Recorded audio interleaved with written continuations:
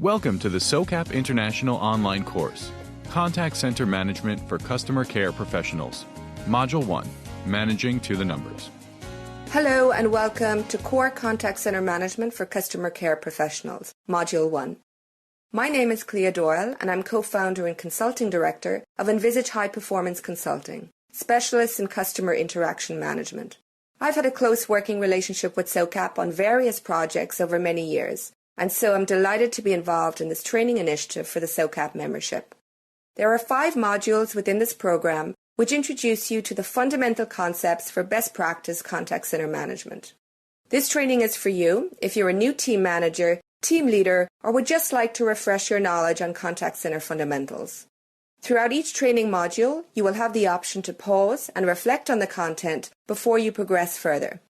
At the end of each module, you will have a short quiz to complete to ensure you have grasped the most important concepts. So I hope you enjoy this learning journey and I wish you every success in applying these concepts successfully in your operation. So let's get started with Module 1, Managing to the Numbers. Every day we're surrounded by a wealth of data and information. In terms of the content of this module, we're going to be looking at the most common numbers and measurements we gather in the contact center environment, and how to make sense of these, including defining the measurements.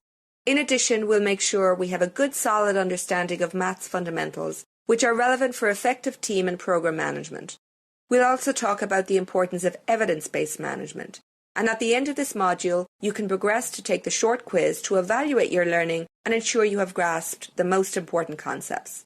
So let's begin. I was a super agent. I loved solving customers' problems. I really wanted to help. My colleagues came to me with questions and customer issues, and it felt good to be such a strong resource for my team. My customer satisfaction scores were through the roof.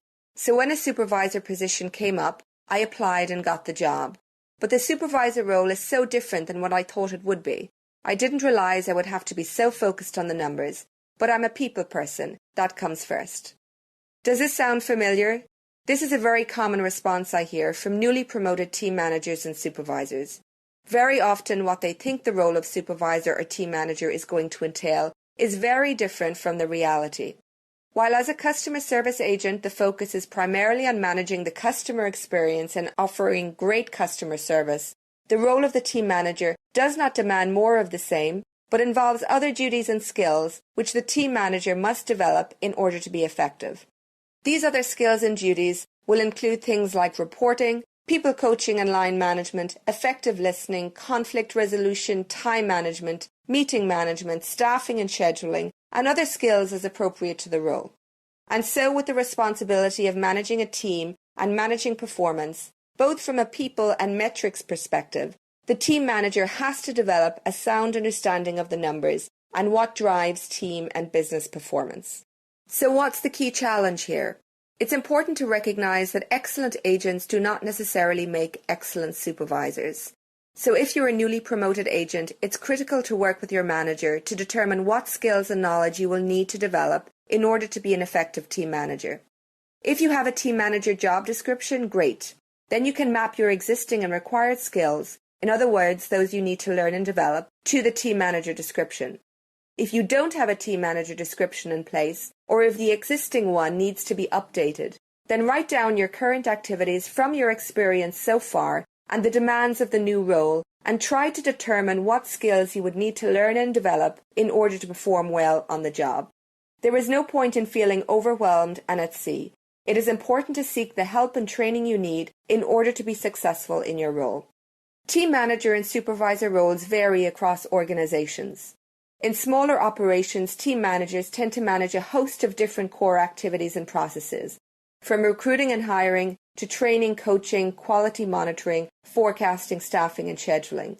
Typically in larger operations, agent training is managed by an external group, as is quality monitoring, although the team manager supervisor still plays a role. This is also true for the process of forecasting. It's important to identify the key activities and responsibilities for your role so that you can focus on building your competency in these areas. As a supervisor or team leader, you must get the most from your team and your processes for improved customer experience and contact center performance. Whether it's focusing on the customer or focusing on the internal business and performance, you must look at and manage to the numbers. When we talk about data in the contact center, the most fundamental measurement we have is volume data. But there are two perspectives on volume data. The first perspective is volume, which is presented or offered to the operation. Typically, this measure is a sign of customer demand or customer request. The customer calls, tweets, chats, emails, generally initiates a communication. Now, there may be many things the wider organization is doing to drive such demand. For example, running a particular advert or campaign, or perhaps it could be a product recall or defect, which generates customer queries or complaints. Some of this activity may be planned for, and some of this activity may not be planned for, such as product recalls. The second perspective of volume is volume which is handled or processed within the operation.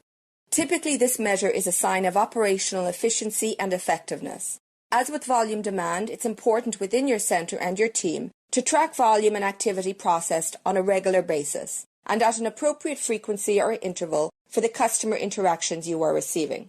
So now, rather than measuring volume of calls received, in other words, customer demand, you are measuring the team's efficiency and output, including volume of calls handled versus processed, number of emails processed rather than received, number of complaints handled versus complaints received, and volume of social media posts processed versus received, to name some examples.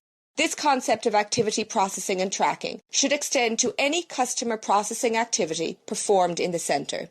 So to summarise, what does this second type of volume indicate? Volume processed or handled is a first step indicator of staff output and efficiency. However, does it provide any information in relation to the customer experience? Let's take this example. In a given month, a team receives 10,000 calls and it handles 8,000 calls. So what questions does this information raise?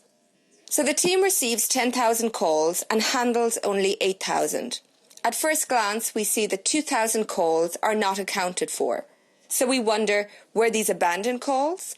In other words, did customers hang up in the queue while waiting for their call to be answered? Were these calls handled in the IVR? If customers did hang up, do they expect customers to call back within the team, in turn increasing the team's call volume? And we also ask the very important question, what is the customer experience? Part of managing to the numbers is questioning the data that you see on a daily basis in order to make sure the data makes sense. It is critical to always sanity check the numbers. In this example, there is a shortfall of 2,000 calls between what was presented to the team and what was handled.